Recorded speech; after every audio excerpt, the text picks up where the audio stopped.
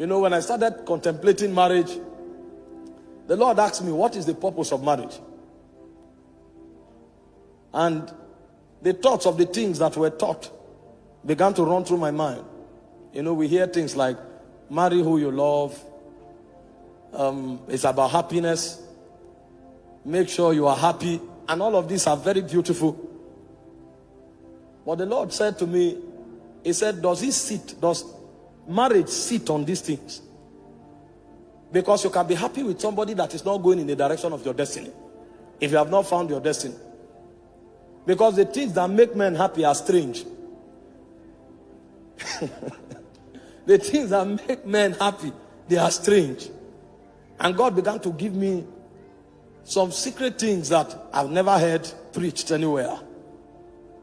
You know, he told me the first purpose of marriage is to give you the privilege to be conformed to the image of God.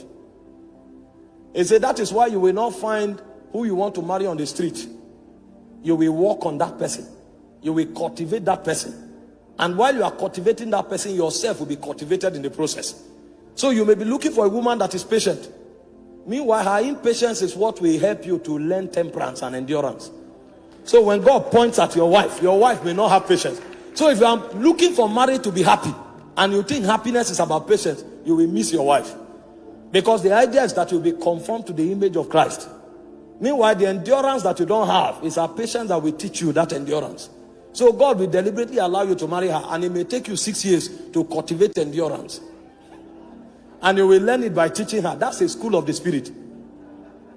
So he said a higher purpose of marriage is for you to be conformed to the image of God. So that happiness will be captured in fulfillment, not in excitement. It is when you have cultivated her and the glory in her spirit begins to emanate. That's when you'll be fulfilled. It's in that fulfillment that you'll be happy. And I never saw it anywhere. So I began to, you know, I used to love tall and fair damsels. And my goal of happiness was to find a woman without blemish. When I went to pray, I gazed into the spirit and I contemplated a tall and elegant damsel, flawless in expression. He said, what I'm looking for is for you to be conformed to the image of God. So it changed my paradigm. So when the purpose of a thing is not known, the abuse is inevitable. He told me the second purpose of marriage is to preserve divine heritage. He said the reason you could trace Jesus back to Adam is because God trapped that divine order in a bloodline. So when men hide things, they hide them in a bank. But when God hides things, he hides it in men. So the choices of marriage is to help transfer eternal ordinations from one generation to another. So it is God's way of hiding dimensions of the spirit. So God will prefer you marry someone with a godly heritage than to marry a diva. Because God is trapping an ordination. And only in such vessels can eternal ordination be captured. I said, wow. I was not ready to marry. If I married 5 years ago, my wife would have been a goddess. But my ministry would have ended. It would have ended by now. He said the third purpose of marriage is worship. He said because it is in finding your wife that you will learn how to bend your will. Because worship is not a good song. Worship is the ability to conform to the will of the Father. So it is it's not what I desire. It's what you desire. Not my will, but thine. And he said it's a marriage that you will discover that. I said, wow. So when the purpose of a thing is not known, the abuse is inevitable. He said the fourth purpose of marriage is so that you can learn the mystery of oneness. That's the mystery that holds the Godhead together. The Father, the Son, and the Spirit. The ability to live and become one. And that was why he said, for the woman, love is submission. And they say, for the man, love is sacrifice. So everything the woman has, she relinquishes it. And it looks as if she's vulnerable. And then everything the man has, it commands the man to lavish it on the woman. So at the end of the day, nobody owns nothing. And as they grow on that corridor, a point comes, the woman is lost in the man and the man is lost in the woman. So the mystery of divinity can be manifested in their home. So when you step into their family become heaven on earth, because God dwells there. You know, when you come on the altar, you can coordinate yourself. You can't do that with your wife. Your wife knows you. So when you are trying to act wise, they will say, this man is a hypocrite. I know. And when you look at the face of the woman, you can tell who that man is.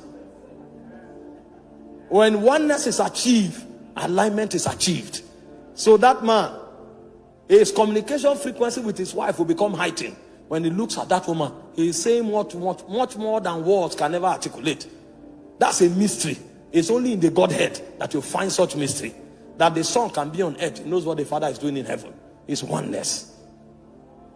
He said the fifth purpose is priesthood. He said, when the purpose of a thing is not known, abuse is inevitable. So when our gathering tonight is to help us understand why we were called. Why we were called, why God summoned us, and what He brought us to achieve for Him on the face of the earth. Because God did not call us for the formality of a call. Because if it was about the formality, when you come to church and you are excited, that would have been enough. But there is something God wants to achieve that is deeper than our excitement, even though our excitement is part of it, because He gave us emotion. If it was not necessary, He wouldn't have given us the emotion He gave us. But beyond it, there is something God wants to achieve. And that was why last night we began our journey by understanding who God is. And we said, before time was, God existed, because God dwelt in Himself. In fact, the name God means self-existent one. So He doesn't need nothing to be God. The difference between you and God is that He doesn't need you to be God, but you need Him to be human. So before creation ever was, God was. Before the spirit realm was created, He existed in Himself. So God was both Him and He was the house of God. Because God lived as God and He lived in God. And He needed nothing to be God. But a point came when love compelled Him. And on the strength of the push and the insistence of love, God decided to begin to extend the civilization that was in His inside. He began to extend it, so that He could interact with what is in Him outside of Him. So the idea behind creation, the 24 elders told us, is that all things should please God. So what was happening between the Father, the Son, and the Spirit, He wanted to extend it beyond His boundaries, so that He could interact with other beings outside of Him. That was why He began the project of creation. So that when He interacts with the angelic, that which happened in the community of the Godhead can happen outside of the community of the Godhead. That was why creation was designed. And we said, for creation to be accurate, we must go back to understand what is it that governed the civilization of God. And we said there were three things that govern the civilization of God. The first is the will of the Father. The second is the wisdom of the Father. And the third is the purpose of the Father. Everything we